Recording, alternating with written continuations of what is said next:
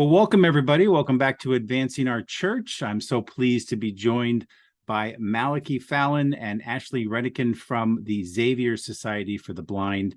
What a wonderful organization. I've been doing some research on Xavier Society, and I'm just so pleased to have you both on the podcast. Just by way of a quick little introduction, the Xavier Society for the Blind began their mission over 100 years ago, providing religious, spiritual, and inspirational reading materials in Braille and audio to the blind and visually impaired and to individuals worldwide.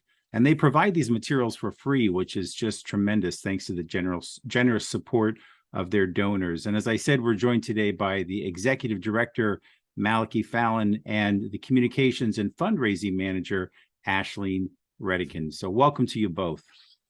Thank you, Jim. Glad to be here. Yeah. Tell us a little bit about let's start out with the history of the Xavier Society for the Blind. I know you have a long and distinguished history, and one of your founder had a great impact on the philanthropy of your organization. Tell us a little bit about that. Sure. So we have two co-founders, Margaret Coffey, who is a young blind woman who also taught blind children, and Father Joseph Stottleman, a Jesuit priest here in New York City. And as my wife likes to remind me, there's always a great woman behind a good man. So Margaret Coffey recruited Father Stottleman to help her do something about a need that she had identified, which was that the blind children that she was teaching religious education to, CCD catechism, did not have the same books available in raised print. So what we think of as Braille at the time is referred to as New York Point or raised print, did not have the books available to them in raised print. And she wanted to do something about that.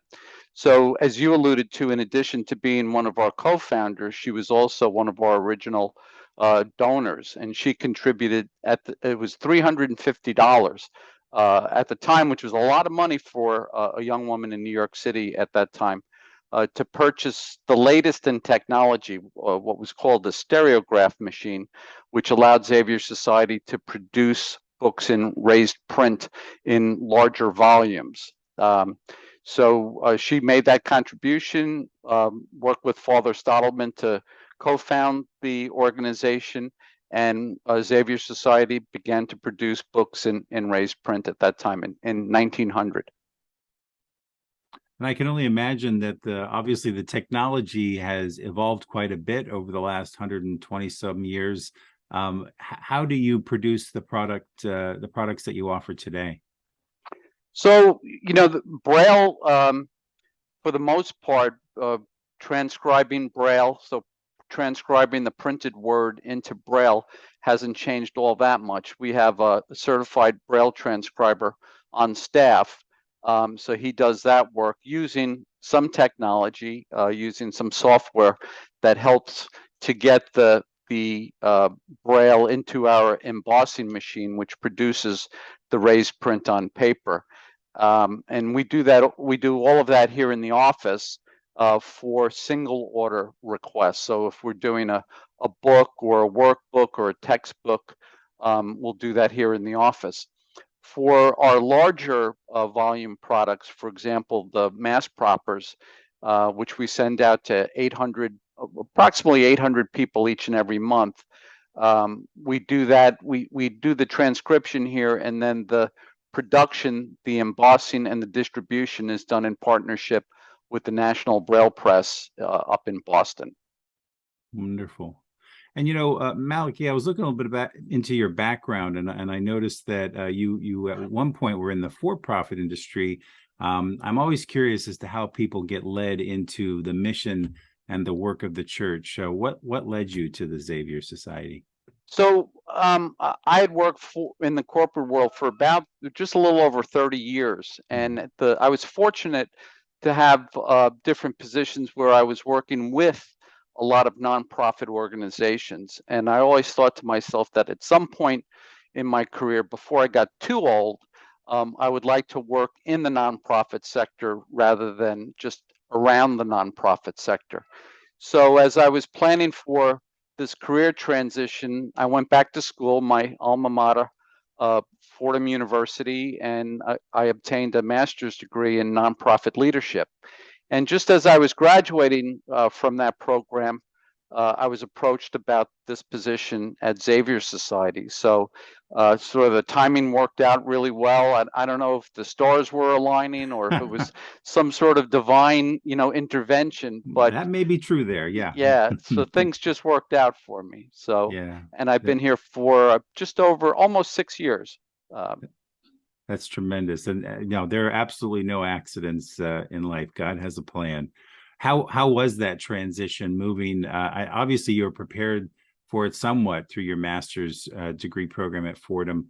But how was that transition into the nonprofit world? Because I find sometimes, making that move, especially when it comes to development and advancement, it's different than sales, right? It's very obviously there's some similarities to it in relationship building. But it's a very different animal, if you will, when you move into the nonprofit, especially into the Catholic world. Yeah. So I'm not to oversimplify it, but in the corporate world, if you had a good product, it sold, right? There was demand for it. And I think in the nonprofit world, if you have a good mission, right, a really good mission, it's easy to talk about it. It's easy to publicize it. It's easy to ask for money, to solicit gifts. And as you said, we've been around since 1900. It's a very unique mission. There aren't a lot of others out there doing what we do, certainly not on the scale that we do it. So I think it really resonates with people. And I think the having the mission that we do is very important. I think the other part of it is, and we often joked when we were at Fordham, because the program was a combination. It was a partnership between the Graduate School of Business and the Graduate School of Social Service. So people like me coming in with a business background were being taught how to have a heart, right? And people coming in from the social service side were being taught how to use a calculator, right? So it was sort of a combination of coming together of the two. But I think the most important thing is if you believe in the mission will resonate with people. It certainly makes my job and Ash's job a lot easier. And one of the challenges that we had was that despite the fact that we've been around for 122 years, 123 years, a lot of people still didn't know about us. And we just we knew that we could be serving more people than we were. And that's why Ash's job and her contributions have been so valuable. Well, and I'm glad you mentioned Ash, because I want to pull you in here into this conversation a little bit. Ash, tell us a little bit about your background. How long have you been with Xavier, and what led you to this mission? So I've been with Xavier nearly 7 years now. I thought it was 6, but then when Mal said he was there 6, I knew I was there before Mal. So that's right. I'm there nearly 7 years now. And before that, excuse me, I have a frog in my throat. I went to NYU and I studied English, but I didn't really know what I wanted to do. And I was just kind of floating around, and I was bartending and traveling and everything like that. And I had Bartending is always a good skill, Ash. You never want to put that one aside. It was great. I learned how to talk to people and, and that. So I just kind of had enough of it, and I was physically exhausted. And I said, I need a change. And kind of like Mal, I think the stars aligned, or, God was stepping in and saying, I was just on a Facebook post, and I saw that Xavier Society for the Blind was hiring. And I said, you know what? That sounds like something I could do, So I gave it a shot, and 7 years later, almost, here I am. Well, and you're obviously doing a great job. I just to do a bit of a Google search and looking at some of the videos that are out on YouTube. You definitely have a great presence on the internet and in social media, and so you're doing a great job. Tell us a bit about some of the folks that come to give to the organization. I'm sure that in many ways, just like all of us, donor acquisition is one of our bigger challenges, but you have this worldwide mission with this long and distinguished service. Tell us a bit about some of your donors. Yeah, so we have a pretty diverse, I'd say, donor background. A lot of our clients donate to us. You know, our services are free, but a lot of our clients support us. So we have that. We do donor acquisitions twice a year, as you mentioned, to get new donors in, you know, in the mix. And that's been great, just, you know, to introduce new people to our mission and ministry. And you know, sometimes we'll get new patrons out of these donors because they'll write, you know, on the reply slip, you know, I have macular degeneration, or my mother is blind, and things like that. So we'll reach out and say, hey, if you know, if you're interested in our services, we'd love to serve you. Um, so the donor acquisition is great just to get introduced to new people. And we have a nice base of loyal supporters who have been supporting us for a long time, Hmm. and you know, all over the country. And we do have some international donors as well. Um, but yeah, it's just, as Mal, and he might be able to touch on this a bit more, about the fundraising side of things. Um, and it's just, it's such a great mission, and it's so unique. I think it's hard to say no. Yeah. Yeah. Yeah. And we also get a good amount of support from a number of smaller family foundations, with either an affinity for organizations that serve the blind, or Catholic and Catholic related organizations. So there's sort of a smaller group of those foundations that provide us with, you know, have provided us with regular support over a period of years, Mhm. which really helps. It gives us, you know, a little bit more stability and sustainability in terms of what we can do in planning for the future. I would imagine Fatica, the foundation that supports Catholic activities and donors, would be a great resource and a great source of those kinds of foundations. So I know we've worked with them quite a bit. Yeah, yeah. So we're always, you know, we're always soliciting more. Hmm. And you know, within a lot of things in life, you know, you talk to one person, as Ash, you know, mentioned, then it turns into something else, and we get steered in one direction and make new connections. So Sure. it's very helpful. And I think the communications part of it is very important. You know, we talk about, sort of our tagline is that you know, we're delivering faith and inspiration in Braille and audio, or Braille and digital talking book technology. And it's really the stories of our patrons that are providing the inspiration, right? So a lot of what we do is just telling the stories of our patrons and how they're being served and how they use our materials, you know, in their church life and their spiritual life. Many of our patrons are, you know, serving as lectors, you know, in their parishes, and they you know, tell us, again and again, you know, how they wouldn't be able to do that without having the mass propers in Braille. As I don't know if you could see behind me here over my shoulder, the Bible in 45 volumes Yeah. of Braille. So it's things like that, you know, when we tell those stories, it really helps with the fundraising side as well. I can only imagine that it must be transformative, especially if somebody is not familiar with the service that you provide. And like you said, well, maybe one of the bigger challenges is just getting the word out there that you Right. have these services available. Yeah.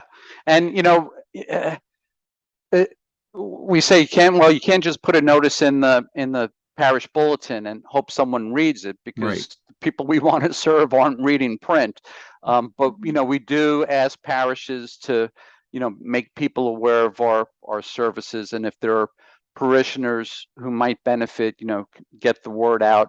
Um, a lot of what Ash does as well is just getting on the phone and calling the larger dioceses across the United States and contacting people at the offices of the ministries for the disabled, and just reminding people that, you know, we're here, you know, after 122 years, still providing the materials in both Braille and now audio, and the new technology digital talking book.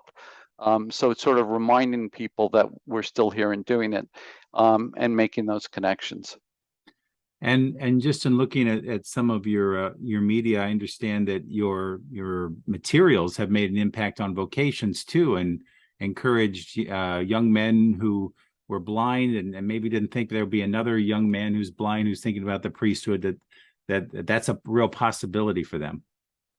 That's right. That's right. So we're very fortunate. One of our, he's been a great advocate for us and really an inspiration for a lot of people is Father Jamie Dennis.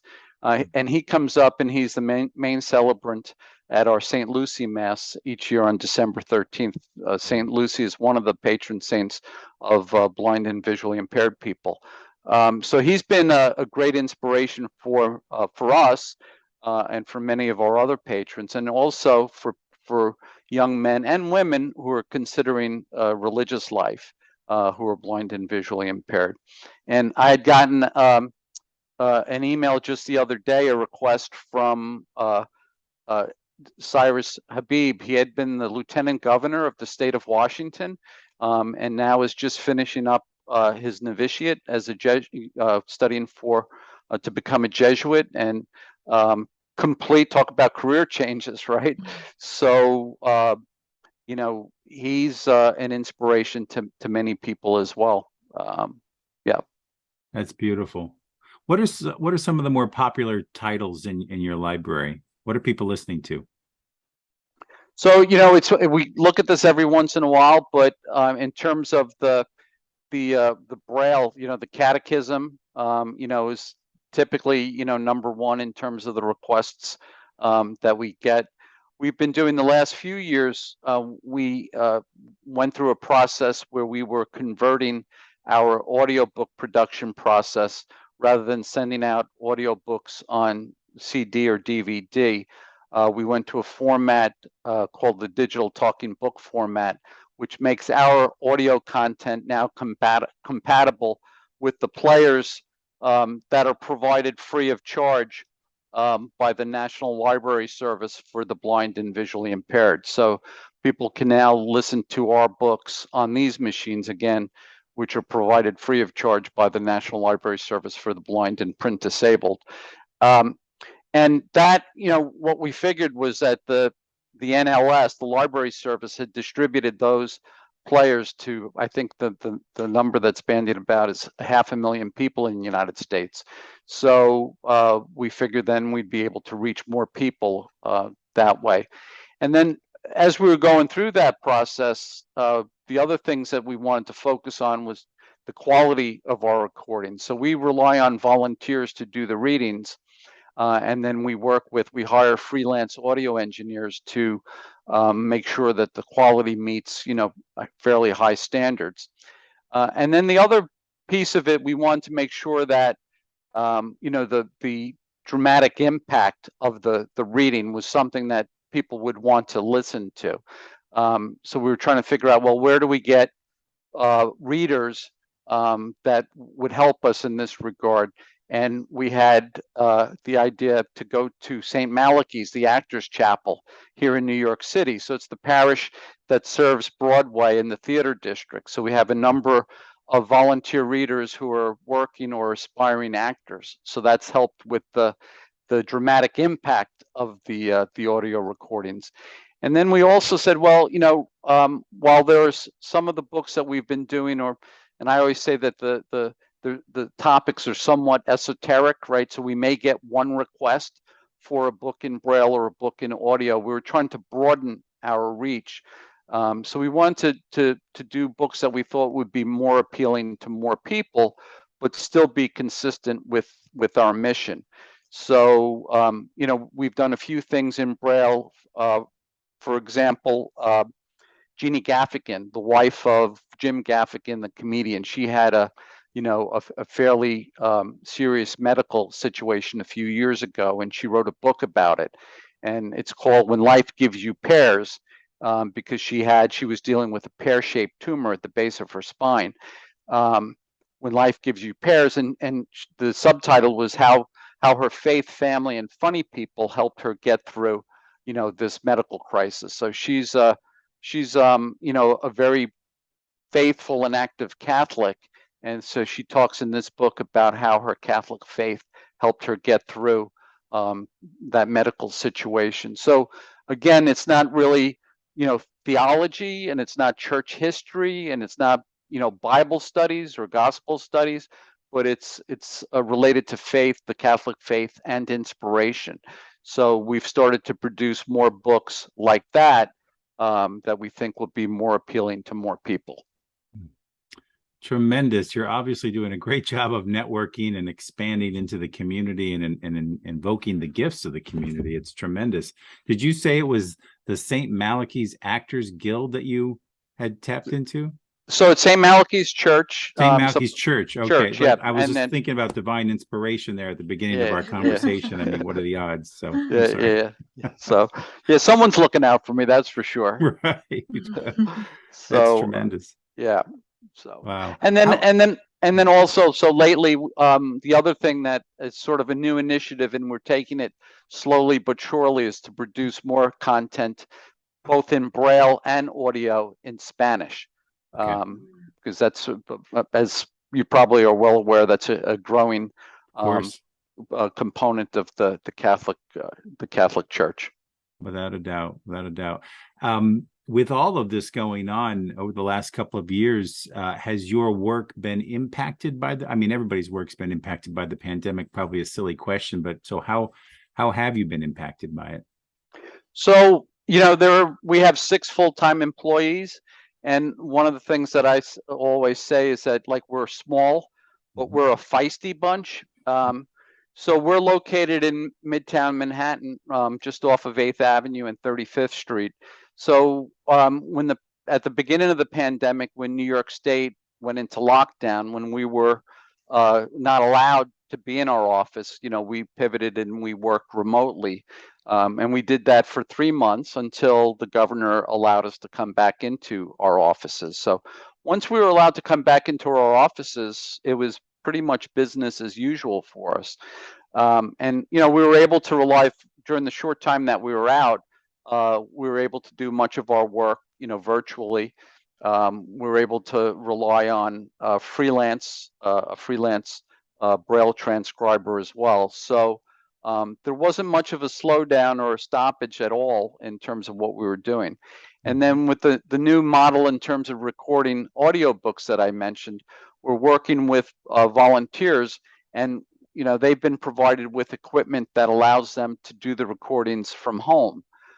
So again, even though we were in lockdown, our volunteers were still able to produce new audiobooks remotely. We were able to pretty much stay the course all through the pandemic. I can imagine that was an even greater service at that point, because as I understand it, working with individuals who are visually impaired, there's a certain amount of isolation and loneliness that can take place if they're from being cut off from society, things that we take for granted. I would imagine your services were just absolutely imperative during that time. Yeah, and we've heard that quite a bit, that they were so grateful that we continued to provide the mass propers. And then, as you can talk a little bit about it, then we also provided quite a number of links to mass services, that were available. I don't know, Ash, if you want to share a little bit about that. Yeah, so Malachy mentioned the mass propers, and it's basically the missalette. It's the readings, prayers, and responses to the mass on Sundays and special feast days that are sent out monthly. And during the pandemic, we continued sending them out. We have clients in over 22 countries, and if we were able to continue to send them, to those countries, depending on the postal service, they still got their mass propers. So we heard a lot during the pandemic how that helped our clients who wouldn't have been able to go to mass, or they might be virtually attending mass. They were able to use our mass propers, and those were provided in hard copy Braille. And they're also downloadable from our website in large print, audio, and electronic Braille ready format. So yeah, we provided links during the pandemic to live stream masses, and Father Jamie Dennis, who Malachy mentioned earlier, he was celebrating mass. The president of our board, Father Hank Hilton, he was celebrating mass, so they were able to, tune into his parish here in New Jersey. And they were just, our patrons were so grateful just to be able to have their propers, to celebrate Mass, even if they couldn't physically go to Mass. And that we were hearing up until like a few months ago of our patrons who weren't able to go to Mass, due to COVID. And we have a lot of clients who lector, and they weren't, even able to lector up until a few months ago. So they're just extremely grateful to have that resource to be able to have some sense of normalcy in their life. I can imagine. Wow. Yeah.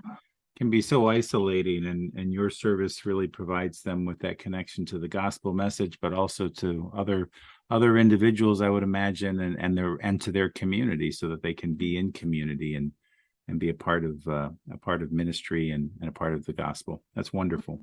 Yep. What's next on the horizon? What's the rest of the summer in 2022 looking like for you guys? So we're still pushing, again, as I mentioned, slowly but surely, with increasing the offerings that we have in Spanish. Recently, we started providing it's not the full Mass propers, but the Sunday readings in Braille in Spanish, and we're doing that electronically. We also have a number of books that are being read in Spanish. One recently was a book, 300, pardon my translation, but it's basically 365 Days with the Saints, or Accompanied by the Saints. Great. And the author is Carmen Aquinado. And we were able to get her to do the reading for us, to narrate the book. And that was released recently. So again, we're trying to build our offerings in Spanish as well. And then also trying to work more closely with the National Library Service for the Blind and Print Disabled, to make sure that whatever they're doing in terms of new technology, we can kind of piggyback on that. So just making sure that we're exploiting as best we can any relationships and opportunities that might arise with the National Library Service as well. I would imagine also, I mean, you had mentioned that your technologies or your readers are able to be used on these free devices that are available. I would imagine just staying up on that technology and making sure you're current with that is so critical and vital to the mission, especially with the way technology is evolving today. That's right. That's right. We also have we're hoping to do a pilot where we explore the technology around text to speech. So, I think while our patrons prefer to have books read by humans, sometimes that can be a long process to get that done. So we're exploring ways where we can be more responsive and get books into audio more quickly using technology, which is really interesting. What we're learning about it, for example, is, well, if you prefer a certain type of accent, in the reading, you can program the technology to do that. So we're exploring how that might work for us. And the other challenge is, because of the nature of some of our books, the subject matter, there's a lot of theology, a lot of Latin terms or Latin derived terms. So we want to make sure that the technology gets the pronunciation correct as well. So there's it's an interesting time. There's a lot happening. But again, we're trying to figure out ways where we can serve more people and where we can be more responsive to more of our patrons as well. Excellent. Well, Ashley, you wouldn't be doing your job and I wouldn't be doing my job if I didn't ask you, where can people find you so they can learn how to either be a part of your mission or get more information about Xavier Society? Sure. Yep. Well, you can check us out online. Yep. Our website is xaviersocietyfortheblind.org. It's long, but it's easy. We're also on Facebook, Twitter, Instagram, YouTube, and you can search for us at Xavier Society. You can email us, info@xaviersocietyfortheblind.org, or give us a call. We have a toll-free number. It's 800-637-9193. So yeah, we would love to, hear from more people, whether it's potential clients or donors or anyone interested in our mission. We'd love to hear from. So excellent. And I'll put all that contact information and links to your website and your information in the show notes of this episode. Malachy, Aisling, thank you for all you're doing for the community of the blind and for the church, and to spread the gospel message, and just what you're doing on a personal level, really to connect people to one another. It's so appreciated. And thanks for being on today's show. Great. Jim, thanks for having us. We really appreciate it. And thank you for helping us get the word out. Absolutely. Thank you, Jim. God bless. God bless. I want to thank Malachy and Aisling for joining us on our show today. I will leave links in the show notes to the Xavier Society for the Blind, where you can find more information about their resources. Thank you again, Malachy and Aisling, for your wonderful service to the church, and thanks for joining us.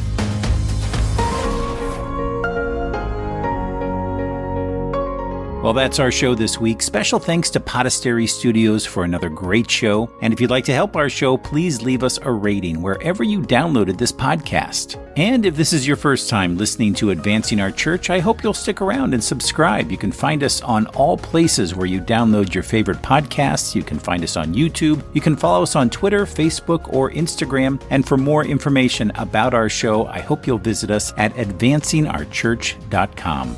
Advancing Our Church is a production of Changing Our World, and we are a fundraising and social impact consulting firm that has been advising both nonprofits and corporations for more than 2 decades. For more information, please visit us at changingourworld.com. Well, that's it from me, everybody. I hope you have a terrific week. Take care. Enjoy this beautiful summer. God bless.